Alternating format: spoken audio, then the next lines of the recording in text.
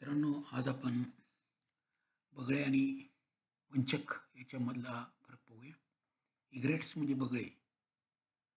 बिब्युल्कस ibis असं त्याचं शास्त्रीय भाषेतलं नाव आहे. गायबगळा हा मोठ्या प्रमाणामध्ये आपल्या परिसरामध्ये दिसतो. गायबगळ्याचं वैशिष्ट्य त्याला कॅटल इग्रेट असं पण म्हटलं जातं.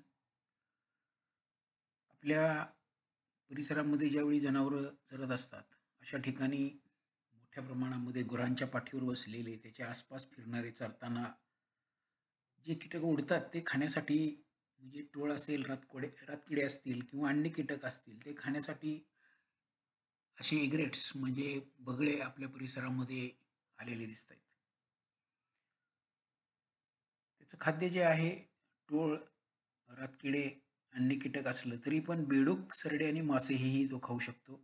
वडाची फळेही काही वेळा खाताना आपल्याला ही गायबगळे दिसतात. याचा रंग पांढरा शुभ्र असतो, परंतु त्याच्या मिलनकालामध्ये नारंगी रंग मानेवर आणि पाठीवर आलेला आपल्याला दिसतो. इतर वेळी तो पांढरा शुभ्र दिसतोय. काही वेळा ते गटाला दिसतायत. अनेकदा ते आपल्याला इतर प्राण्यांच्या बरोबर, पक्ष्यांच्या बरोबर फिरताना दिसतायत. ट्रॅक्टरच्या मागं नांगर लावल्यानंतर ज्यावेळी किडे उडतात, त्यावेळी ते खायला मोठ्या प्रमाणात आलेले असतात. अनेकदा हे सारंग आकार असतात त्यांचे. झाडाच्या वर अनेक बगळे एकाच वेळी रात्री वास्तव्यात असतात. त्याला सारंग आकार किंवा हेरॉन्ड्री असं म्हटलं जातं. आपल्या परिसरातील बगळे मोठ्या प्रमाणामध्ये किड्यांच्यावर नियंत्रण करत असतात आणि त्यामुळे ते शेतकऱ्याचे मित्र आहेत. असे बगळे आपल्याला त्यांची जपणूक करता आली पाहिजे. दुसरा जो आहे तो पॉन्ड हेरॉन या नावाने ओळखला जातो. आर्डिओला ग्रेई असं त्याचं शास्त्रीय भाषेतलं नाव आहे. त्याला अनेकदा दुसऱ्या एका नावाने ओळखलं जातं, वंचक या नावाने ओळखलं जातं.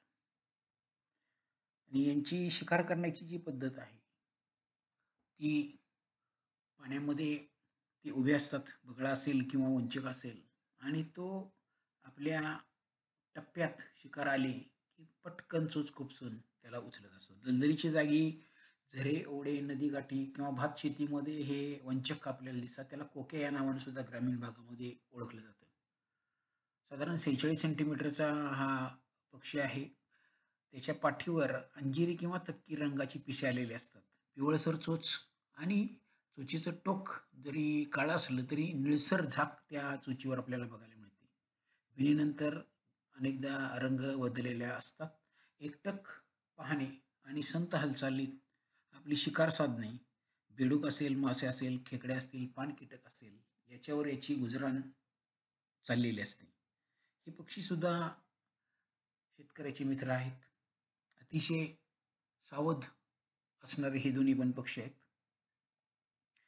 म्हणजे गायबगळा असेल, कॅटल इग्रेट असेल किंवा उंचक असेल, तो आपल्या परिसरामधील कीटकांचे आणि इतर जे शेतीला त्रासदायक आहेत, त्यांच्यावर गुजराण करून शेतीच्या उत्पन्नामध्ये भर घालण्याचं काम हे करत असतात. धोका वाटला की एका ठिकाणाहून दुसऱ्या ठिकाणी ते उडून जातात. वंचक एक विशिष्ट प्रकारचा आवाज काढतो. हे सुद्धा एखाद्या झाडावर, ठराविक अशा झाडावर, ठराविक पक्ष्यांच्या संगतीनं एकत्रित राहणारे जीव आहेत. हे दोघं पण गायबगळा असेल किंवा वंचक असेल, ही घरटी करतात. त्यामध्ये अंडी घालतात आणि सामूहिक अशी वसाहत त्यांची असते. हे आपल्याला जाणवून येऊ शकेल. आपल्या परिसरामध्ये भातशेती असेल तर तिथं तुम्हाला हे निश्चित बघायला मिळू शकतात. बगळा असेल, वंचक असेल, यांची शिकारीची जी पद्धत आहे, टक लावून बघणे आणि टप्प्यात शिकार आल्यानंतर ते शिकार करतात, असं आपल्या लक्षात येऊ शकेल. बगळीसुद्धा ज्यावेळी जनावर चरतात किंवा नांगरटी चालू असते, त्यावेळी उडणारे कीटक खाण्याचं काम बगळे करत असतात.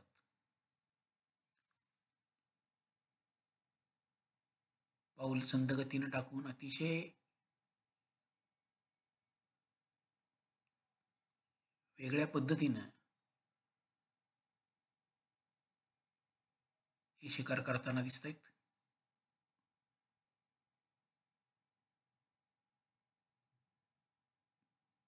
आपल्या परिसरात असणे ही एक चांगली गोष्ट आहे, चांगल्या गोष्टीचं लक्षण आहे असं आपल्याला म्हणता येईल. इंडियन पॉन्ड हेरॉन असेल किंवा कॅटलिग्रेड असेल, हे दोघं पण आपल्या परिसरात असले पाहिजेत.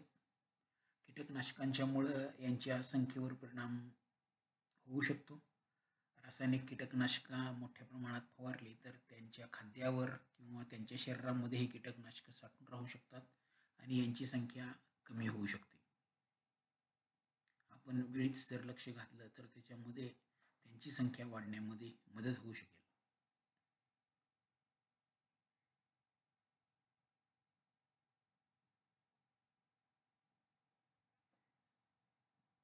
आपल्या परिसरातील वंचक कोक्या याला जपणे किंवा गायबगळ्यांना जपणे हे आपलं काम आहे. काही काही वेळा त्याच्यासारखाच दिसणारा डोकरी नावाचा एक पक्षी पण आपल्याकडे दिसतो. धन्यवाद.